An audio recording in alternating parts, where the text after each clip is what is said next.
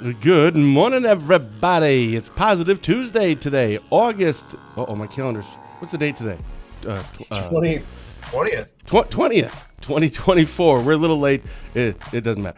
For Barron County Sheriff Chris Fitzgerald, I'm Ben Dryden. Of course, you're watching the big show, Positive Tuesday with Ben and Fitzy, presented by Professional Exteriors and Interiors. With 20 years of experience, this locally owned and operated business provides quality work both on the inside and on the outside of your home or business. Like Fitzy and I, they believe it's the little things that make a big difference.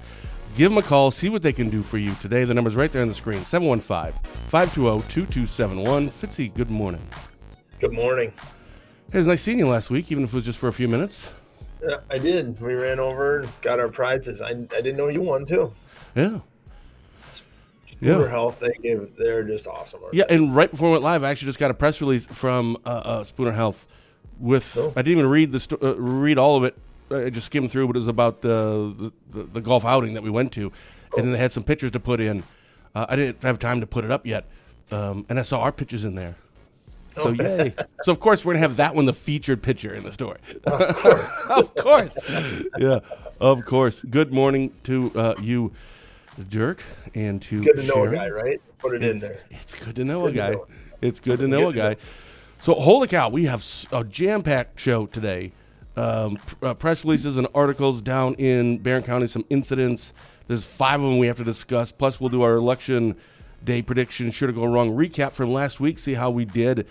But as always, we like to start with sports while everyone kind of jumps into the show and says good morning. And if you are joining us, please put in the comments, good morning. Tell us how your weekend was. Give us some positive vibes. College football starting this weekend. Friday night, really, or Saturday? Saturday, I think. No, it's one of those soft opening kind of things. I mean, everyone takes a bye week, so there's only like 4 games going on. So we won't talk about the games. Next week, we'll discuss more about we'll do our predictions, sure to go wrong for, how it's going to shape up, who's going to win, the top teams, etc. But right now, for people who don't know, there were 2 big storylines in college football in the offseason. One was teams moving everywhere. It's like we talked about the transfer portal. Players just go everywhere they want now. Now teams apparently can too. They just enter the transfer portal. Right. They just enter. You're right. I want to be in the Big Ten. I want to be in the ACC. Yeah. You know what it reminds me? It reminds me of law enforcement. How you will take everyone from other places. Yeah. Cops are basically transfer portals. Although I heard there's a good guy in Spooner. No, I'm just kidding. They're not like I think Mike should just stop listening to the show. Yeah, but I want your thoughts on. So the other storyline was college football went to a 12-team playoff instead of 4-team playoff. What are your thoughts about that? I think that's good. I mean, you always that creates the excitement. It'll create the underdog feature that we always like on the show. So I don't think it's bad. This is the first year of that, right? For 10 years it was the 4-team playoff, and now it's 12. It happens in NFL, it happens in baseball when you get 6, 8, 10 teams in there. I mean, it's good. It gives those teams that are on the border and not the Alabamas of the world or the Michigans of the world, It gives them a chance to make a shot. And, it's one game and anything can happen in a game. Yeah, I think I may take a different approach on this. So obviously it's a wait and see thing. So I completely changed my mind. When the playoffs start going, holy cow, it's fantastic. My concern is it's going to take away from the regular season games in terms of the importance. Because before, man, you basically got one loss. You could lose one and have still a good shot to make the playoffs. You lose 2, probably not. I want to see that 12th ranked team that gets in, how many losses they have. If we're getting 5 lost teams in, I don't know. I'm concerned that it may take away. Like, nobody watches college basketball in terms of the regular games, unless you are a sports junkie or you're just watching your favorite team. Like if Duke is on, I'll watch them. Right. But nobody really watches it. You wait for the playoffs. Baseball, same thing. Nobody really watches the games. You wait for the playoffs. I just hope it doesn't take away from the regular, the importance of the wins and losses in every game. I would agree with that. I tried to watch the Twins last night because they were on, but it's not. You're right. The only thing is the baseball speeds up, and it's nice now to have it go fast. So yeah, they're actually thinking. I'll give you that. I like it because I do like the underdog stuff. But more than anything else, hang on. Yeah, no problem. More than anything else, you and I love storylines. So if it creates more storylines, I love it. And that means I'm more active, involved, and engaged in the sport. Then it's a total win. But in principle, I'm hesitant. Those games at the end of the season will mean something now because you'll be like, oh, I'm only one. If I win, I can get into the 12th spot, so you're going to see some people fighting a little harder at the end of the season. Yeah. The second thing, so before we get all of our, real stories. What's that going to do to the bowl season? Is that going to create, because, all this, everybody makes a bowl game, but is that going to create, how are the 12, are they going to be named? The 12 game, are the 12 games going to be bowl games and then they go on or what? I don't know. I'll have to look into that one. I don't know. So this is the first year doing it. I guess the bowl games. Yeah. All right. So the second big thing. So before we get to the stuff that we want to talk about today, and there is a lot to talk about. A lot of incidents down in Barron County over the last week. Was the other big change in college football was the transferring of a whole bunch of teams. I call it transferring because that's what it is. So the Big Ten is now basically the Big 18, right? Because they have 18 teams. It's still called the Big Ten, which 18 teams in a conference is, stupid. And they got rid of the divisions in the Big Ten, so it's just now 18 teams fighting. And the top two conference winners will play for the championship or for the Big Ten championship. But there's 12 teams or 18 teams now. My question to you is, do the Badgers have any shot at ever winning anymore? Because they brought in Oregon and USC. USC isn't a powerhouse now, but they historically are. UCLA will be good. They already have Ohio State, Michigan, and Penn State. Is this basically sealing? This is the death of Wisconsin Badgers, right? Well, it depends. You got to have a good team. Probably. I don't know that they make it, but who knows? In college football, you're one player away from making it because of the transfer portal. So it's going to take – recruiting is going to become more key in this. But I don't like it. I agree with you. I don't like it either. It's too many teams. It does give the Minnesotas and Wisconsin of the world, it doesn't give them the chance, but you never know. Maybe with the 12-team playoff, they do still have a shot. Because if it was 18 teams right now, they would never make the playoffs. Correct. They have a chance to make that. They don't make the Big Ten, though. I agree with you. Or they're not going to make the Big Ten championship. So here is the projected order of finish this is from Bleacher Report. Projected order of finish for the Big Ten. And I'll get down to Wisconsin, and then you tell me. So I'll do the top 7 here. If you agree or disagree with any of these. Number 1, Oregon. Do you agree with that? I don't know anything about Oregon. Okay, they're phenomenal. There you go. So it's Oregon, Ohio State, those two first. Honestly, it's like 1A and 1B. I think they're both ranked like 2 and 3rd in the country right now in the preseason rankings anyway. These are going to be powerhouse teams. Then it's Penn State, then Michigan, Iowa, USC, then Wisconsin at number 7. Agree with or disagree with any of those? I don't have an answer on that one. I know nothing about college football yet. Well, you're going to have to catch up. I know. I do have to catch up on sports. You got to get the college football video game. Instead of playing Madden, you should be playing college football. I haven't played either. My kid has both, but I don't have either. All right. Well, my prediction for Wisconsin is it doesn't look good. They have a transfer, a starting quarterback this year. I think it's Andy Van Dyke. He was started down in Miami for a few years. He's a senior, so they'll be better. They were 7-6 last year, but even if Wisconsin is a better team this year, holy cow, this conference is just stacked. It's like the SEC of the North. Are you kidding? Yeah. They're screwed, and it's sad. Not sad. Big games, big money though. Big money and big games. Big money. All right, so we have actually real stuff to talk about. We'll get to in 15 seconds after a word from Spooner Health. Spooner Health, compassion is at the center of everything we do.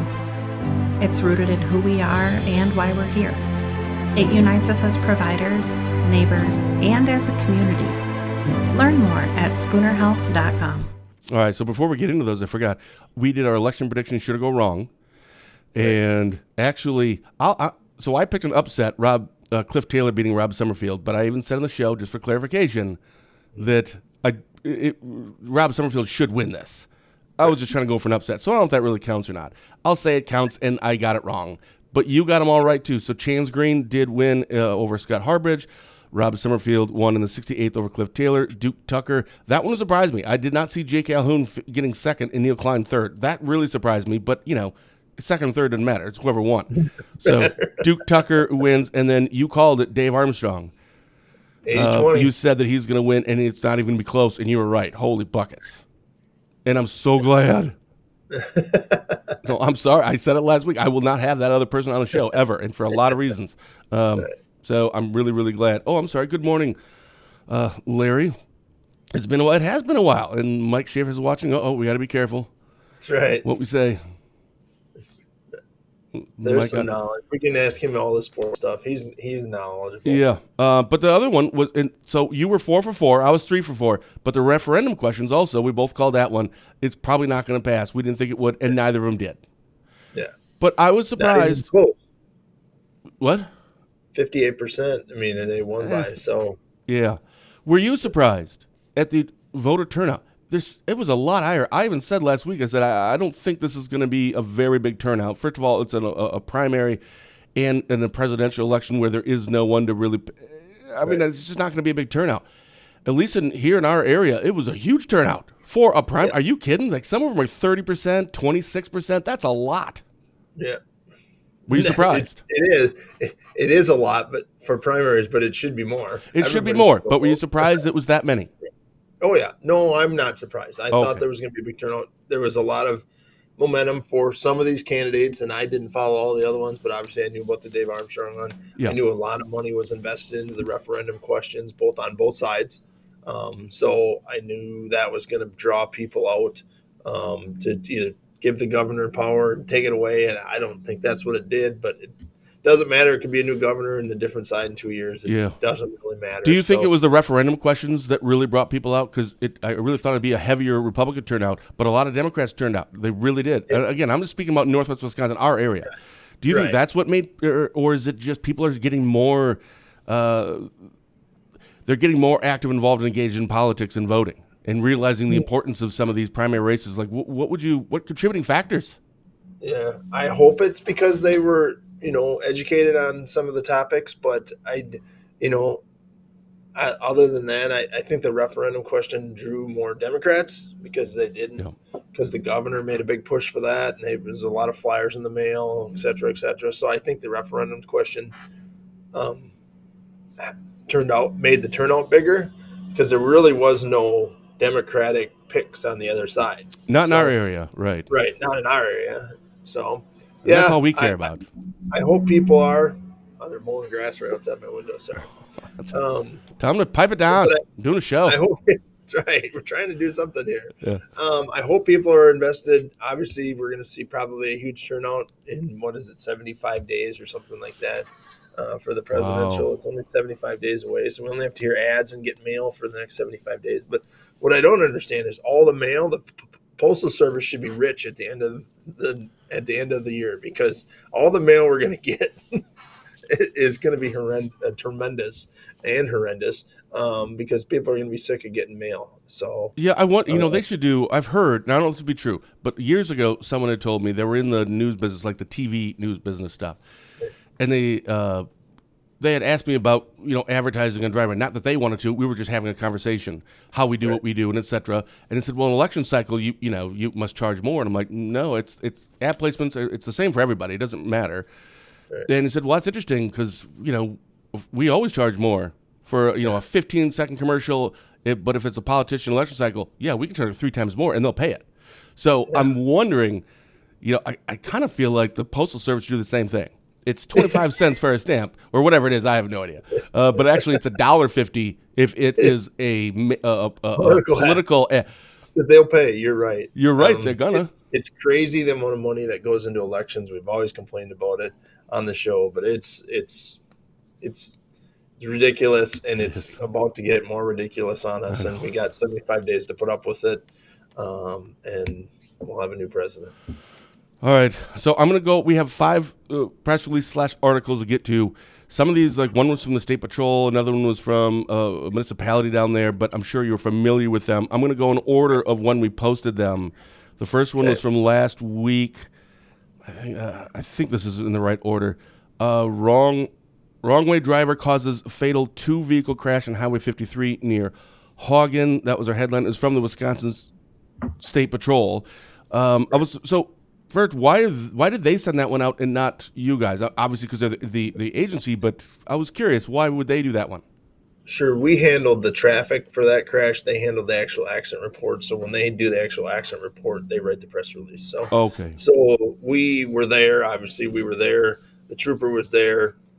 They have expertise in traffic. Not that we couldn't have done it, but that's their job. So, right. Yeah. And they do the recon. So then they all work with one department internally, and then we did the traffic direction and the emergency service operations, and they handled the actual crash investigation. So that's just how they work. If there happens to be a trooper on, that's their expertise, and that's what they do. And for people who didn't know what that story was about, someone was Wisconsin State Patrol says at 5:23 p.m. on Wednesday, August 14th, a 2-vehicle crash occurred. It was a bidirectional in the northbound. The traffic was bidirectional in the northbound lanes at the time of the crash, and they were delinear posts down the double yellow center line. Initial investigation and witness information indicate a minivan was passing other northbound vehicles in the wrong lane of traffic. We haven't received an updated press release from that. As far as you know, that's what the situation was? That's exactly what the situation was. Okay. So, and why she was passing, I don't know the answer to that question. Yeah. So we're there. That's what the investigation is. I know there's some tips out there that the State Patrol is looking at, but that's all I know right now. And it was the fatality person was out of Michigan, traveling alone. So again, heartbreak, big crash. Lots of first responders. We're gonna have a theme here. Our first responders were very busy in the last 7 days. Police, on that fire, note, EMS. So. Here's so the next one, and this one also was not from you specifically. This is from the Chetek Police Department. Our headline was "Pilot Airlifted After Plane Crash at Chetek Municipal Airport." I had a lot of messages about this one before this came out. Like, what's going on? I'm like, I don't know. You understand? Like, I'm not a cop. I don't know. Yes, but you should know. I'm like, how would I know this? Right? Just listen to the scanner Call stuff. me and ask me. That's it. They all expect me to talk. Every time something happens in the county, I call you right away. That's not what happened, just so you guys know. That is not my call. No, I rarely ever. I mean, that it is exceptionally rare if I ever call and say, what's going on? Anyway, so I usually call you because I'm like, hey, can you throw something out there that we're closing a road and we're doing this? And that's why the partnerships and everything works together, because I think that's what the media can help us with. They get information out, they get the correct information out, and there's always rumors to all of these things, like this person was this, and this person was texting, and this person was drinking, and this person was that, and this person was that. Unless we say it, it didn't happen. You may think you know, you might know, and it might be accurate, but unless we say, we're not going to confirm it. But key word there being might. Right. So this was a plane crash. It was a pilot taking off from the Chetek airport. Something happened to the plane. I don't know if it's mechanically or what. The FAA will investigate that. And he just was taking off and then ended up losing power and crashing into some trees. He did walk to the ambulance. He was flown out. I know he's back home. I do know the subject. I know he's back home recovering, and could have been a lot worse. He did a good job of doing whatever he had to do to make sure his plane didn't hit a tree head on, is what I was told. So how it was described to me. So, well, good. I mean, no, I mean, that doesn't sound like anything nefarious, right? No, I mean, on the surface, it was a plane crash. FAA will handles all of that. We do not get reports on that. I know it wasn't our case, but if it was ours and or Chetek PD's, I mean, they just do the initial report, and FAA handles that with the pilot. All right, this is just I don't know why I just thought of this, and you probably don't even know because you don't police the planes. So there was a fatal crash in Burnett County, I think over the weekend. There was 2 Spooner people involved. One person had died. The other one, I think, was arrested for, I think, negligent homicide. Something. And I was talking to Kenneth about it, my son, and somehow it came up. The conversation came up about what you and I have talked about in the past, that in UTVs you can still have an open container and you can drink. And he didn't know that. He's like, what? I'm like, I know. That's what I say. Like, it's weird. Do you happen to know, and I'm not talking about this, the pilot thing down in Chetek, just randomly, if you're just a sole pilot, just one person, one propeller plane, is it illegal to have a drink in there? Like, I literally don't know. I don't know either. I think it is. I think they're very strict on that. That I if would they think find so. out you were doing something, they take your license away, and then you can't fly a plane. So Yeah. they're very strict on that. And so I would guess you can't, but Oh, don't have the answer to that. well, I was just thinking if not, then I don't know. Like, I want to drink and drive, but I don't want to get pulled over. I think I'm just going to get a plane. But I don't think that's how it works. All right, so I'm going to skip the next one. We'll get to that at the end, but I want to get to the two that you sent out yesterday, actually. The first one, so it was your press release, but of course we have to come up with a headline because you don't send them. So our headline was Rollover Crash in Barron County Sends Balsam Lake Woman to Hospital. For people who didn't see that, what was that about?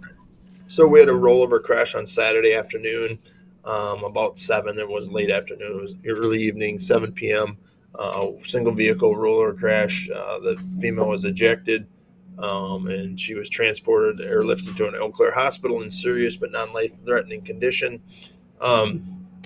She's not supposed to be driving. She didn't have a driver's license, so there'll be some charges that being referred on that one. But again, our first responders, our EMS, our fire departments, unbelievable job. They worked their butts off on Saturday. We were super busy. I worked, went home, came back out, worked again on Saturday. A lot of people weren't getting along with each other on Saturday. We had a fight at the racetrack, had a fight at a bar, had a fight at a residence, had a subject that ended up with a wouldn't stop for us inside of a campground and was intoxicated that just got an OWI after fighting with his son. So you name it, we had it on Saturday. But again, first responders, EMS, fire, when they have their pancake breakfast, go to it, give them money, support these fire departments and EMS departments. They are critical to your survival. Agreed. The other one, so both of these were sent out yesterday. This one was relating to August 17th. Again, that would have been Saturday again, right? Was that Saturday? August 17th? Is that Saturday? Yep, that's Saturday. Yeah. Yep. So our headline was driver allegedly flees. I put it allegedly because I read through your press release, and everything says that's what it was, but you never technically said. Right. It just wasn't at the scene. I'm like, So anyway, driver allegedly flees scene after rollover crash near New Auburn. You guys had to use you used some technology in an attempt to find him. The one thing you didn't put in here, so first tell us what that was about, but also one thing that wasn't in here, you didn't state, or I'm curious as to how you did end up locating him eventually. Yeah. I don't know the exact answer to that. I think he showed back up on scene. So we didn't locate him as far as I know. I believe somebody else brought him back to the scene. I don't know the answer to that. Okay. We were at his house and we were at a friend's house, and somewhere in between it, we found him. So anyway, we had a single vehicle rollover accident that somebody came upon with a person walking away from the vehicle. That person didn't know if they were involved or not when we arrived on scene, or when New Auburn Fire Chetek ambulance arrived on scene with our deputy. Ultimately, I did arrive there on scene. Is that we had a van smashed on its top, blood all over the inside, no driver. So we immediately started to look for that driver in the woods, in the ditches. We didn't know, so we Did you call, out of curiosity, did you call, if there's blood in there and someone's not in there, maybe he was crawling outside of it and a good Samaritan came by and took him to the hospital. Do you call the hospital and say, hey, do you have anybody that just showed up? Not yet. We hadn't yet, but yes, we do that. We do that. And a lot of times hospitals can't tell you because of HIPAA. So it gets into some gray area there. Come on, Mike Schaefer, get that fixed, will you? I mean, they're just trying to find the guy. Sure. Anyways. And so ultimately we used thermal imagers. We used the FLIR. It's that the fire department used to detect heat sources in your walls. Excuse me. And then we ultimately drove around the area looking for him. Went to his house, went to his friends, went to his parents, and you name it. We went every place we could possibly find. Right. Ultimately shows up. Alcohol is a contributing factor in that case. Okay. Does this? Yeah, he was treated and released for his injuries, and charges are being referred to Barron County District Attorney's Office. So, anytime you put these stories out, and there is a name that there is, then we always. I don't know if this one had a name. Yeah, it does. No, it didn't. No, it didn't. So we'll try to keep an eye on it. We always try to follow even press release stories to the end. If there are charges, if there's serious charges, then we'll do a criminal complaint or request a complaint and do a story. But we'll kind of see how that goes. But as of right now, you guys are finished, right? It's nope. We did what we needed to do. We passed it on to the district attorney's office. If they have any questions, they'll let us know. But as far as us, we're finished with that. Right. We are, and the reports will be done, and media outlets will file open records requests, which we've gotten 50 some requests lately from a lot of YouTube internet sensations. What? It's like 50. We don't have 50 media outlets around here. Yeah, we don't. Wait, but, what now? We're getting inundated with open records requests right now. Just want random squad video or random body cam video, and they got to pay for it. They've got to pay for it. Do you know? You said YouTube was a part of that as well. They're all YouTubers. And I'm sure you've gone on, or if not, I mean, you should, but I'm sure somebody has, to look to see, what they usually produce, in terms of content. But ultimately, though, you can't say no just because I don't like how you're going to use it, right? 100%. And we just build them and then we do it. We have to build them now, which will, I know you pay for your criminal complaints, but we had to start charging some of our local media come here and get a copy of a report or do something. We now have to charge them for everything that they want, everything that they do. We've had to change our open records requests to prepay before you can get something. So it's out of control right now with YouTubers trying to make money on YouTube. I don't know all of them. When did this all start? When did you start seeing the uptick and all of a sudden? I have no idea why. June 15th, we got it. A specific date? Well, that week in June is when we started to keep track of them. Every once in a while you get one, but in June we started getting inundated with them, and we've had 52 requests since June. They're not local. Your requests don't count. The local newspapers, we're not counting them. These are we have to produce all these videos. We have to watch them. We have to black out faces, names, information. We have to do all this editing to all of this, and you pay for that. Not near enough because we can only charge by state law. Well, I was just going to ask. You should charge a fortune, not to prevent them from its open records request, not to try to keep that away. But how much time and for one video on average? How much time does it take one person to go through all of that? We can only charge you an hour and a half of time for every hour of video that we watch. So if the video is an hour long, we can only charge you an hour and a half, which takes us longer to do it, but we can only charge by state law an hour and a half. So there's some legislation being worked on right now to change that. Good. But I don't know, freedom of speech, freedom of information, freedom of all that. No, and I'm fine with that, but it's also, we need people to be able to do their jobs. And not saying that as a part of it. It just means, okay, if this is what everybody wants, now we're going to need more staff. Now, I'm not saying you need to hire like 3 more people or something, but, that's a lot. So, again, how much on average, are you able to charge for, or does it cost somebody for that video? Not much, but my patrol captain's been working on this pretty much solid since June. Hasn't been able to do patrol captain stuff because it takes a lot of effort and time, and you've got to give them a quote, then they have to decide if they want to pay it, and then they pay it, and then you have to do it, then you have to send it to them. We can charge for all of that, but not much money. So we're charging the max we can charge. Okay. And it's not enough. That's so bizarre. Ultimately, that's what counties and cities are going to have to go to, is they'll have to have an open records person just for the whole county. I'm not saying just for the sheriff's department. I understand. But DHS has them, highway, land services. They're reaching out. I don't know how small PDs are going to do it.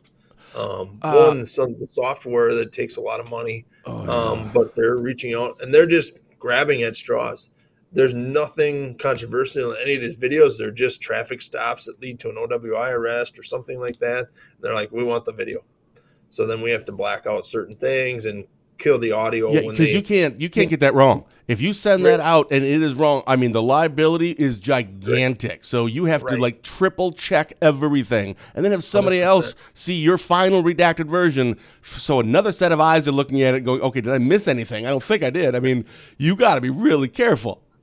100%, and it's and they're so until YouTube figures this out, but they're all just. I mean, maybe people just like that, and that's great. I love that people understand law enforcement and what we have to go through, but yeah, I don't like it. So it must be all the cop channels in Wisconsin and yeah, but it's just weird that all of a sudden it kind of just started with the YouTube thing. I mean, I'm just wondering like what.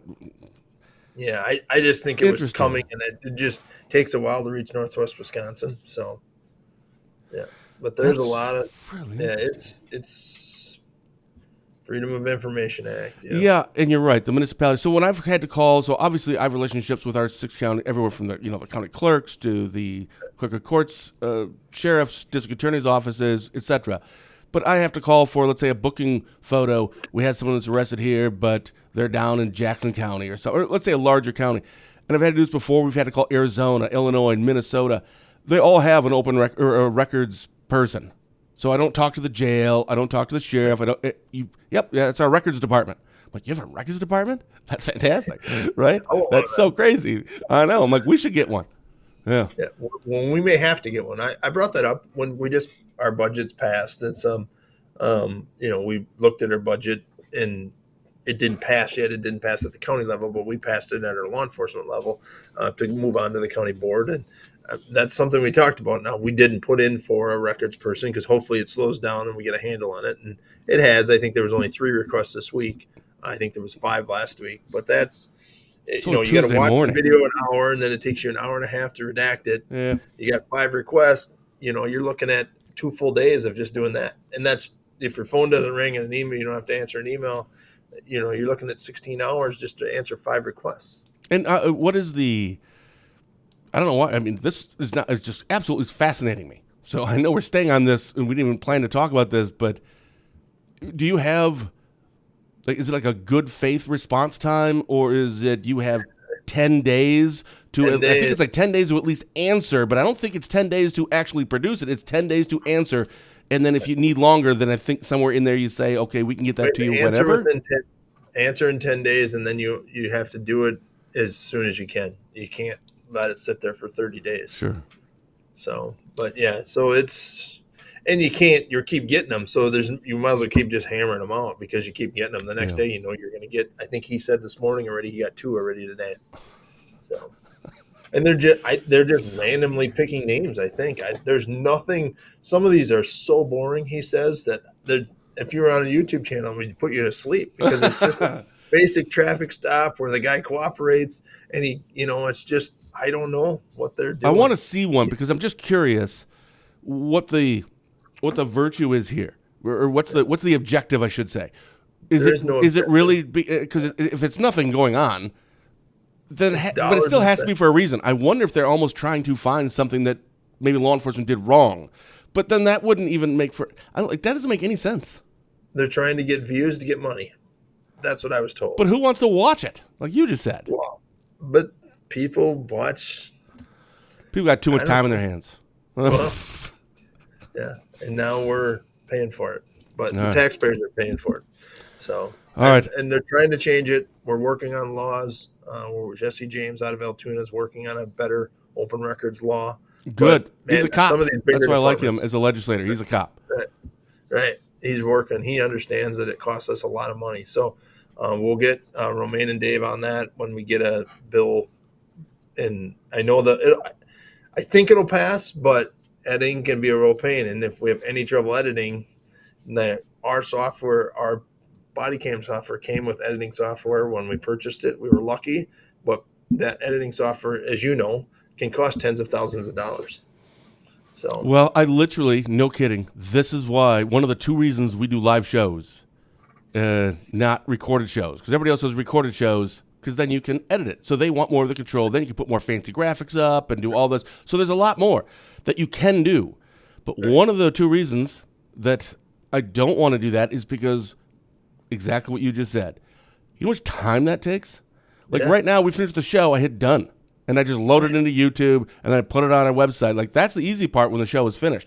I don't want to, okay, now I have to go through a 45-minute long show, edit this, do this, put this graphic in. Like, 6 hours later, I'm still working on it. And I haven't, like, redacted anything yet, but jeepers, it's way too much work. So, no, we'll just do it live. I wish you would redact some things, but... Yeah, I know. There have been a few times that I'm like, maybe I should have said that. Can't talk about animals or dolphins anymore. Yeah, apparently. I know. All right, I want to get to this real quick before we wrap up here. There was we had an insider story. It's a follow-up. Our headline was Minnesota man sentenced in Barron County fentanyl death case. The court has sentenced Sade Sherwa, age 30 of Burnsville, Minnesota, on convictions from a case filed against him in Barron County Circuit Court, charging him with reckless homicide following an investigation by the Barron Police Department. This was in August 22. It was an overdose death that occurred in Barron. So this is a Barron PD thing, but I'm sure you're familiar with it. I believe the reckless homicide was not, I believe that was taken out in the plea deal. There's a lot to the story. I don't want to read 3,000 words on a live show. It's on our website. But ultimately, the update here is, I'm sorry, let me start over.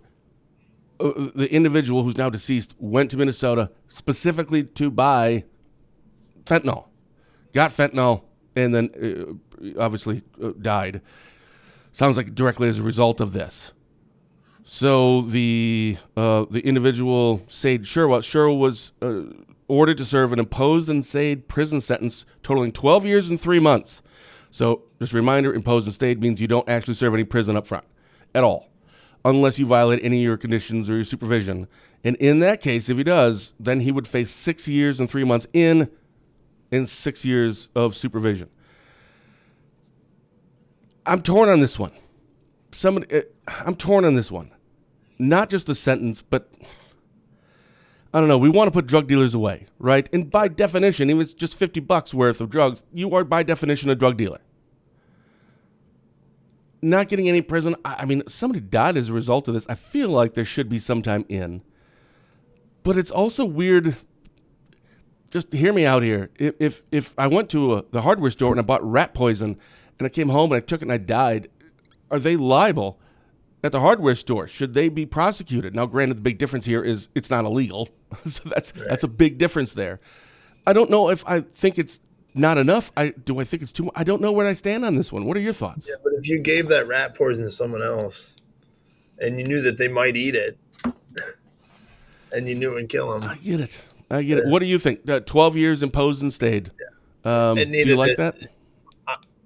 It needed to have prison time. I feel like it too. End of story. I mean, it was as simple as that. I mean, you can't kill somebody and get away with it. But we see this with OWIs and our crashes that kill people. You see the charge of being, it's a mistake and this and that. And, we've got to, especially in this case, it's a drug deal. You knew fentanyl is bad. Boom. I know. It's got to be. Otherwise, people are going to still continue to do fentanyl.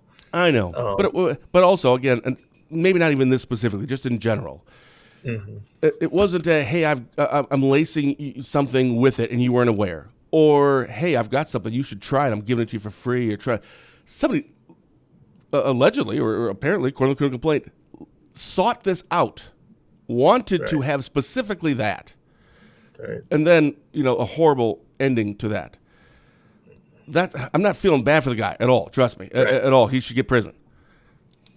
I don't know. It's a wonky one for me. Yeah, and that's the best part about our justice system is sometimes you win, sometimes you lose, and you got to accept it either way. Yeah, but come on, prison, right? Duh. Yeah. That one's kind of a no-brainer to me. But it is what it is. All right, so here's the weather from our official weatherman, Dirk Millen. Not much to talk about with the weather. All right.